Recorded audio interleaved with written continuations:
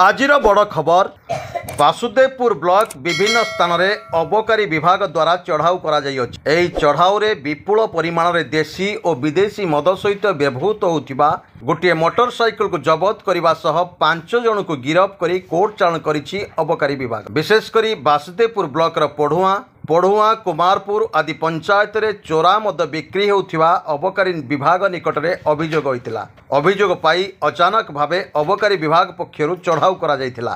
एही चढ़ाऊ समय जड़े चोरा मद बेपारी गाड़ी छाड़ी फेरार हो जाइथिबा बेले 5 जन को गिरफ्त करी कोर्ट चालाण करिछि अबकारी विभाग। वासुदेवपुर ब्लॉक रे दिनकु दिन चोरा मद कारबार बढ़िबारे लागिछि। बारंबार चढ़ाऊ परे मध्य चोरा मद बिक्री बंद हेउनाही। अन्यपटे प्रतिदिन ए चढ़ाऊ जारी रहिबो बोली सूचना दैछन्ति अबकारी विभाग।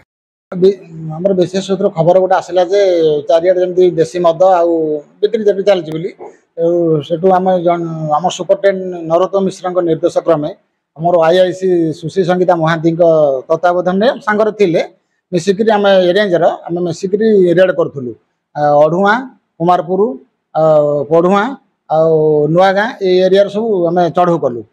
खबर थिला जे एरिया सब बेसी जोर देशी मद प्रचुर मात्रा बिक्री हो खबर पाला आम से चढ़ कलु। चढ़ कला भितर 5 जन आसामी धरी आ संगे गोटे मोटरसाइकेल थिला।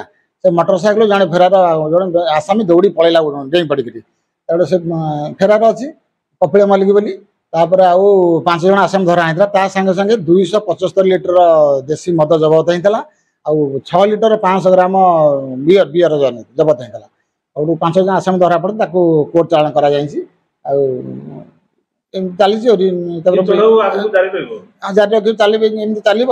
चलो आम हम एमती प्राय मो सबुदिन रेट चल आम जारी रही आगू केमती जारी रही एमती सब इनक्वारी कार्य हम सब प्रति गाँव बस एमती रेट चल। वासुदेवपुर मधुस्मिता पलाईं रिपोर्ट स्वतंत्र ओडिशा लाइव।